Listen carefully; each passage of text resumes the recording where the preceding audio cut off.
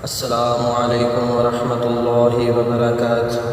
الحمد للہ وحدہ والصلاة والسلام علی من لا نبی بعدہ، اما بعد۔ آج کی اس گفتگو میں ہم نے معاشرے کی ایک خاص برائی کی طرف اشارہ کرنا ہے جس کا وبال ہمیں آخرت میں بھگتنا پڑے گا۔ وہ برائی سے ہٹنا، اس سے رکنا بہت آسان ہے، انسان کی اپنی ذات کے لیے بڑا فائدہ مند ہے۔ وہ کیا ہے؟ بے شک اس معاشرے کے اندر جو بھی افراد رہتے ہیں وہ کوئی نہ کوئی غلطی اور گناہ ضرور کرتے ہیں، کوئی بھی پاک صاف نہیں ہے، زندگیوں میں کمیاں اور کوتاہیاں ضرور ہوتی ہیں۔ کوئی یہ نہیں کہہ سکتا کہ میں 100% اسلام پر۔ نبی کریم علیہ السلام کی ذات کے بعد یہ دعویٰ کسی نے نہیں کیا۔ اللہ رب العزت نے قرآن مجید میں آپ سے کہلوایا کہ آپ قریش مکہ سے کہیں کہ آپ مجھے جانچیں، اکیلے اکیلے دو ہو جائیں، دیکھیں میری راتیں میرے دن آپ میں گزرے، کبھی مجھ میں کوئی عیب ہے، نظر آیا ہو تو بتائیں۔ محمد صلی اللہ علیہ وسلم کو کفار مکہ صادق و امین کہتے تھے، باوجود اس بات کے کہ وہ مخالف تھے، پھر بھی انہوں نے کبھی ان کی صداقت پر کوئی الزام نہیں لگایا۔ اگر کوئی انفرادی طور پر ان سے پوچھا جاتا کہ اس پیغمبر میں کوئی غلطی ہے جس کی وجہ سے تم اس پیغمبر کا کلمہ نہیں پڑھتے، وہ قسم کھا کر یہ بات کرتے تھے کہ محمد صلی اللہ علیہ وسلم ہر طرح سچے پیغمبر ہیں، لیکن ہم اپنی انا اور بزرگوں کے دین کی وجہ سے محمد صلی اللہ علیہ وسلم کی تابعداری کرنے سے شرماتے ہیں، قاصر۔ برادری کیا کہے گی؟ پیغمبر علیہ السلام میں یہ خوبی اللہ کی طرف سے، اللہ کی عنایت تھی۔ اللہ نے اس پیغمبر کی حفاظت خود کی تھی، بچپن سے لے کر جوانی سے لے کر بڑھاپا، کوئی موڑ بھی ایسا نہیں گزرا جس پہ رسول اللہ صلی اللہ علیہ وسلم سے کوئی غلطی، کوئی اخلاقی گناہ سرزد ہوا۔ بچپن کا ایک واقعہ آتا ہے جس میں رسول اللہ صلی اللہ علیہ وسلم نے جب بیت اللہ کی تعمیر کے لیے پتھر اٹھا رہے تھے، اس وقت اپنے کندھے پر پتھر لے کر جا رہے تھے تو وہ کندھا زخمی ہو گیا۔ آپ کے چچا نے دیکھا تو انہوں نے آپ کی تہبند کا کپڑا اتار کر کندھے پر رکھا، پھر انہوں نے وہ کندھے پر پتھر رکھا تاکہ وہ کندھا بچ جائے زخمی ہونے سے۔ نتیجہ یہ نکلا کہ غیب کی آواز ہے۔ مورخین یہ قصہ لکھتے ہیں کہ غیب کی طرف سے آواز آئی کہ محمد صلی اللہ علیہ وسلم اپنا سطر چھپائیے اور اس کو ہرگز کبھی ننگا نہیں کرنا۔ اس سے لگتا ہے کہ رسول اللہ صلی اللہ علیہ وسلم کی غیبی امداد ہوئی، لیکن رسول کے بعد ابو بکر صدیقین میں سے ابو بکر کا اول نمبر ہے، فاروق ہیں، عثمان ہیں۔ کبھی کسی نے یہ دعویٰ نہیں کیا جو پیغمبر کا دعویٰ تھا کہ مجھے جانچ لیجئے، میری کمیوں کو، میری کوتاہیوں کو، میں آپ میں سے ہوں، میں آپ میں شب و روز رہا ہوں، دیکھیے مجھ میں کوئی غلطی آپ پاتے ہیں۔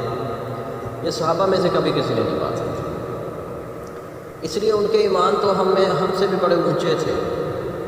لیکن پھر بھی جس وقت حدیبیہ کا واقعہ ہوا، حضرت عمر فاروق رضی اللہ عنہ نے رسول امین سے کچھ ایسی باتیں کی، اے اللہ کے پیغمبر، آپ کفار مکہ کی ہر بات کو مان رہے ہیں، کیا ہم حق پہ نہیں ہیں؟ کیا اللہ حق نہیں ہے؟ کیا ہمارے جو شہید ہیں وہ جنت میں نہیں جائیں گے؟ کیا اگر یہ کفار مریں گے یہ جہنم میں نہیں جائیں گے؟ آپ صلی اللہ علیہ وسلم نے فرمایا تم بات ٹھیک کر رہے ہو، لیکن میں اللہ کی مرضی کے مطابق کام کر رہا ہوں۔ حضرت عمر رضی اللہ عنہ بعد میں کہنے لگے کہ میں آخر تک اپنی ان باتوں پر پچھتاتا تھا کہ میں نے رسول اللہ صلی اللہ علیہ وسلم سے یہ باتیں کیوں کی۔ مطلب یہ ہے کہ کسی کو جذباتی طور پر کوئی غلطی کر بیٹھتا ہے، کوئی اخلاقی طور پر غلطی کر بیٹھتا ہے، کسی کا جرم زبان سے ہوتا ہے، کسی کا جرم شرمگاہ سے ہوتا ہے، یہ جرم ہے اخلاق سے گرنا، اور یہ دونوں بیماریاں اخلاقی، زبان سے جرم کرنا بھی اخلاقی گناہ ہے، شرمگاہ سے جرم کرنا بھی اخلاقی گناہ ہے، اور یہ گناہ اخلاقیات کے اعلیٰ درجے کے گناہ ہیں، چھوٹے گناہ نہیں ہیں۔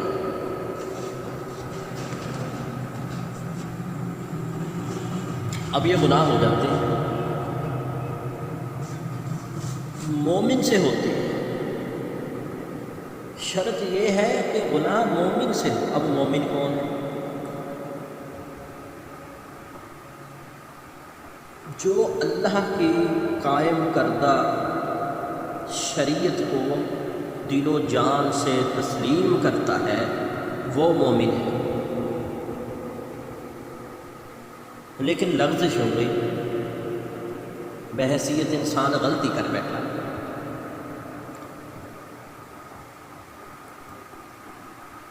اب اسے چاہیے کہ اس گناہ کے اوپر پردہ ڈال دے، بجائے اس کو ظاہر کرنے کے اس پر پردہ ڈال دے۔ محمد صلی اللہ علیہ وسلم کا فرمان ہے، میری تمام امت کو معاف کیا جائے گا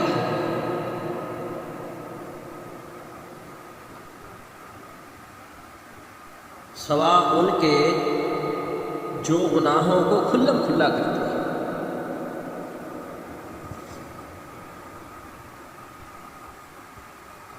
اب کھلم کھلا کرنے میں کیا بات ہے؟ یعنی ایک انسان رات کو چھپ کر گناہ کرتا ہے، اللہ نے اس پر پردہ ڈال دیا، لوگوں کو نہیں پتہ چلا اس گناہ کے بارے میں۔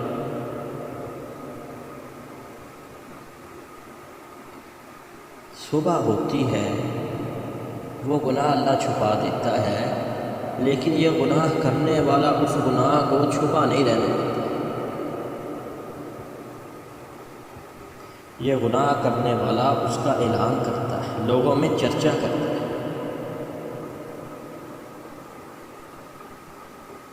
لوگوں کو کہتا ہے میں نے کل رات فلاں فلاں برا کام کیا،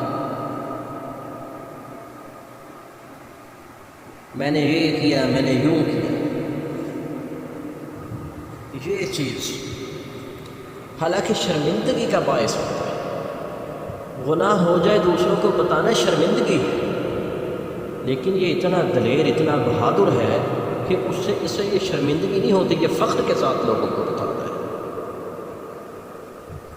اس پر اللہ کی پکڑ آئے گی، اسے اللہ پکڑے گا،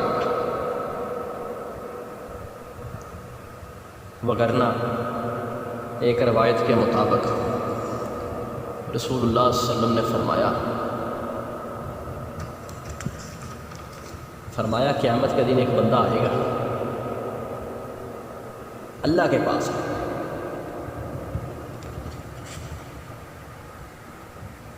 اللہ اس کو اپنے بازو کے ساتھ ڈھانپ لے گا،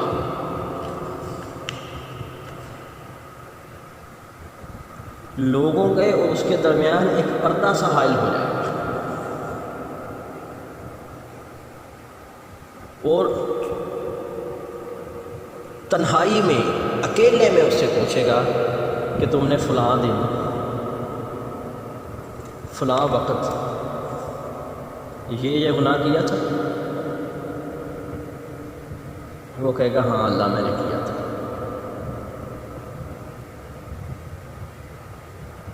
اللہ فرمائے گا دیکھ میں نے دنیا میں تیرے گناہ چھپائے رکھے،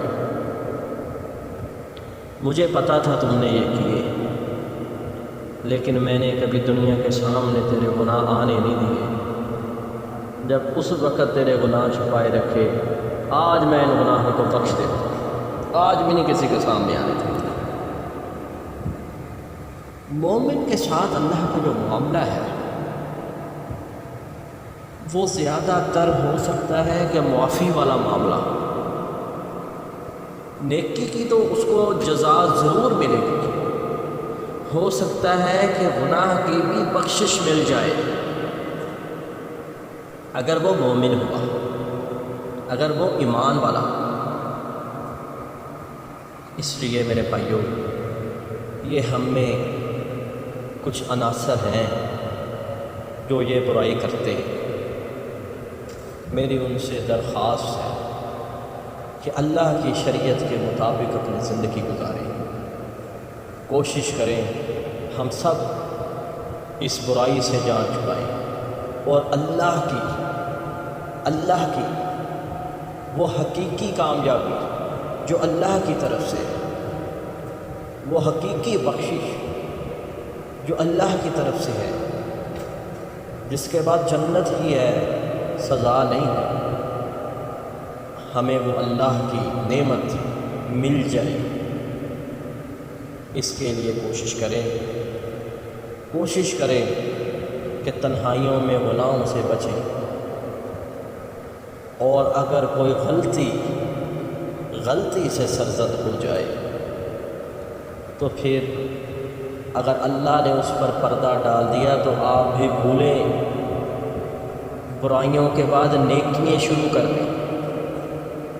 یہ جو نیکی کریں گے یہ برائیوں کو ڈھانپ لے گی۔ دعا ہے اللہ ہمارے سارے اعمال کو قبول فرمائے اور ہماری غلطیوں کو معاف کر دے اور ہمارے لیے جنت الفردوس لکھ دے، اور ہماری غلطیوں کو نیکیوں میں تبدیل کر کے اس کو بھی بڑھا چڑھا کر لکھ دے۔ آمین آمین۔ وآخر دعوانا ان الحمد للہ رب العالمین۔